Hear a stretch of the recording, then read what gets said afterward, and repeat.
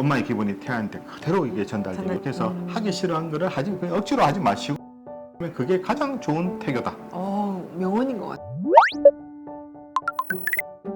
안녕하세요. 유관방 잔소리쟁이 안영희 원장. 스타쟁이 최미영 원장입니다. 오늘은 건강하고 머리 좋은 아이를 위한 태교에 대해서 말씀을 해드리려고 합니다. 부모님들이 제일 관심 많이 가겠습니다. 엄마하고 피부 접촉을 자주 하는 아이일수록 지능이 높다는 거 알고 계시겠죠? 그러니까 아무래도 이제 스킨십이 정말 중요하거든요. 그것처럼 이 태교할 때도 엄마하고의 그런 스킨십이라든지 여러 가지 정서적이라든지 그런 그게 접촉이 있을 게 좋거든요. 그래서 특히 이제 임신 기간에 엄마가 편안한 마음으로 편안하게 지내는 게 정말 중요한데요. 그래서 심리적인 안정. 그렇죠. 엄마의 기분이 태아한테 그대로 이게 전달되게 됩니다. 그렇게 사실은 이제 어머니께서 이게 스스로 이게 심신이 편안한 상태를 유지하도록 하려고 그러면 어떻게 해야 될까? 네. 첫 번째는 엄마의 행복감이 엄마가 행복하면 아이가 먼저. 행복할 것 같습니다. 그죠? 제 생각에. 그렇게 해서 이제 또 나오죠. 일본 도쿄대학의 오시마 키요시 교수가 태아의 기억력을 높이는 방법으로 엄마의 느끼는 행복감을 첫 번째로 느꼈다는 사실. 태아의 기억력 높이는 방법. 그냥 엄마가 행복하면 되는데. 그러니까 엄마가 컨디션이 좋아야 됩니다. 네. 왜냐하면 어머니께서 이게 스트레스를 받게 되면 그런 것이 아이한테도 그대로 이렇게 넘어가게 돼서 특히 아이가 뇌가 형성되는 임신 초기에 스트레스가 많이 받게 되면 아이의 뇌가 위축이 된다든지 그 기능이 제대로 발달이 될 수가 없거든요. 네. 두 번째는 이게 규칙적인 생활. 그러니까 태아도 아이도 명암을 구분할 수 있기 때문에 밤낮을 이렇게 구분할 수 있다. 그래서 어머니께서 밤낮을 반대로 살면 안 되겠네요. 그러니까 어머니께서 아무래도 임신하게 되면 이제 호르몬의 이렇게 불균형 때문에 이제 잠을 잘 못 주무신다든지 그런 식으로 될 수가 있잖아요. 그래서 그렇기 때문에 어머니께서도 이제 잠을 잔다든지 특히 이제 식사한다든지 아무래도 입덧 때문에 좀 힘들다 하더라도 가급적이면 규칙적으로 조금 생활하시는 게 정말 좋다. 그렇죠. 제가 이제 신생아를 많이 보다 보니까 엄마가 임신 중에 호르몬 변화 때문에 밤낮이 바뀌는 엄마들이 많습니다. 많죠. 그럴 때 아이도 태어나서 밤낮이 바뀌게 생활하더라고. 밤에는 놀고 먹으려고 하고 낮에는 자꾸 그래, 잠만 있습니다. 자려고 하는 애들이 있어요. 그래서 엄마가 임신 중에 조금 노력은 하셔야 된다는 거. 규칙적으로 하셔야 된다. 네. 셋째, 이렇게 배를 사랑스럽게 쓰다듬기.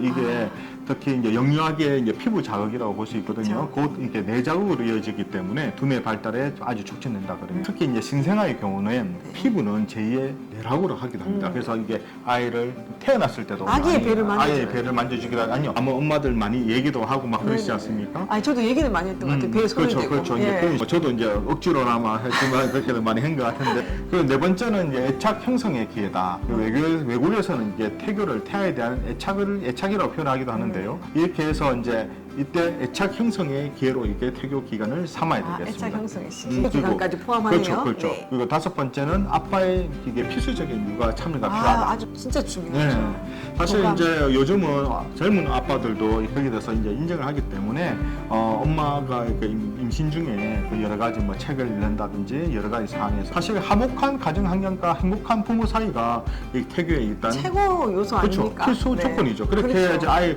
엄마가 아이의 머리가 아까 다시 좋아지고. 올려가죠. 엄마의 행복감이 아이의 또 머리에도 영향을 끼친다. 끼치고. 그러니까 그렇기 때문에 그렇게 되겠죠. 그리고 아빠의 노력, 동참이 또 행복한 태교 환경을 일으키고. 그리고 뭐 여섯 번째는 좋아하는 것을 하기. 그러니까 태교라는 게 다른 게 없습니다. 엄마가 행복하면 됩니다. 그러니까 아무래도 엄마가 좋아하는 음악을 듣고 몸에 좋은 음식을 먹는 게 중요한데 엄마가 별로 음악 좋아하지 않는데 그 뭐죠 클래식 같은 거 막 하면 머리가 아픈데 굳이 이게 머리 좋아하지 제가 가요를 좀 많이 들었더니 우리 어린데 트로트를 좋아하고 네, 그러니까 가요를 너무 더 좋아하는데 동요보다. 그것도 그게 왜냐면 그 자체 들으면서 스트레스를 안 받으면 그게 되거든요. 행복하면 되죠. 그렇죠. 그러니까 엄마가 그게 편안하고 안전한 마음을 갖고 10개월 지나게 되면 그것이 이제 아이의 인생에도 영향을 끼치게 되거든요. 그래서 무엇을 더 하는 것보다는 하지 않은 걸 좋을 때도 있거든요. 그래서 하기 싫어하는 거를 억지로 하지 마시고 좋아하는 것을 하시면 됩니다. 네, 행복해야 된다는 그렇죠. 거죠. 그래서 이제 좋은 태교 기간에는 다 얘기 있지 않습니까? 좋은 것을 생각하고 좋은 것을 보고 좋은 것 먹는 것에 몰두해서 엄마가 행복하면 그게 가장 좋은 태교다.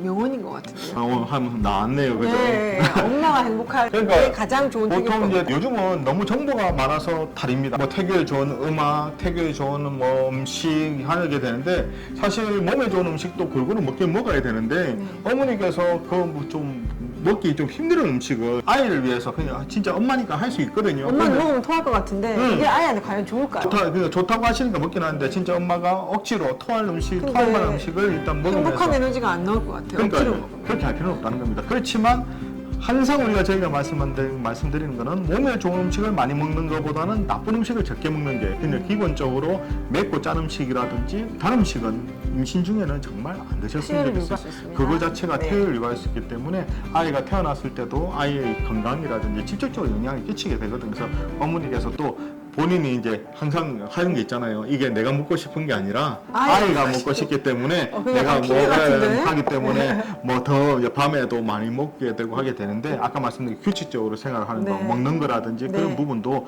본인이 그 하시지만 그 자기가 너무 힘들다 그러면 근데 본인이 먹고 싶은 것이 아이가 먹고 싶다는 어떤 그건 약간 핑계 요소고요. 아무래도 기쁘게 소화 잘 되는 음식을 먹는 것이 엄마도 좋고 아이도 들어갔을 때 행복감을 느낀다는 그 얘기인데 자꾸 그게 맞아요. 그거라고 얘기하시는.